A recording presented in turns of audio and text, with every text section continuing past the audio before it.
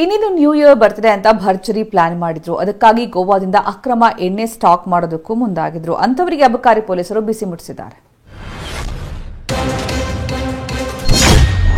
New ಇಯರ್ಗೆ liquor stock ಮಾಡ್ತಿದ್ದವರಿಗೆ shock.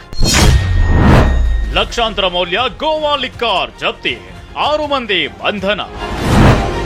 ಪ್ರತಿಯೊಬ್ಬರು ನ್ಯೂ ಇಯರ್ ಸೆಲೆಬ್ರೇಷನ್ಗೆ ಪ್ಲಾನ್ ಮಾಡ್ತಿರ್ತಾರೆ. ಕೆಲವರು ಕೇಕ್, ಎಣ್ಣೆ ಪಾರ್ಟಿ, ಟ್ರಿಪ್ ಅಂತ ಯೋಚನೆ ಮಾಡ್ತಿದ್ರೆ, ಇಲ್ಲೊಂದು ಐನಾತಿ ಗ್ಯಾಂಗ್ ಅಡ್ಡದಾರಿ ಹಿಡಿದಿತ್ತು. ನ್ಯೂ ಇಯರ್ ಅಂದ್ರೆ ಎಲ್ಲರೂ ಎಣ್ಣೆ ಪಾರ್ಟಿ ಮಾಡ್ತಾರೆ. ಇದನ್ನೇ ಎನ್ಕೇಶ್ ಮಾಡಿಕೊಂಡ 6 ಜನ ಬೇರೆಯದ್ದೇ ಉಪಾಯವನ್ನ ಮಾಡಿದ್ರು. ಗೋವಾದಿಂದ ಲಿಕ್ಕರ್ ಸ್ಟಾಕ್ ಮಾಡ್ಕೊಂಡು ಹೆಚ್ಚಿನ ಬೆಲೆಗೆ ಮಾರಾಟ ಮಾಡೋಕೆ ನಿರ್ಧರಿಸಿದ್ರು. ಅದರಂತೆ 50 ಲಕ್ಷಕ್ಕೂ ಹೆಚ್ಚು ಮೌಲ್ಯದ ಎಣ್ಣೆಯನ್ನ ತರುತ್ತಿದ್ರು. ಆದ್ರೆ ಈ ಖದೀಮರಿಗೆ ನಿನ್ನೆ ಬೆಳಿಗ್ಗೆ ಅಬಕಾರಿ ಪೊಲೀಸರು ಶಾಕ್ ನೀಡಿದ್ದಾರೆ.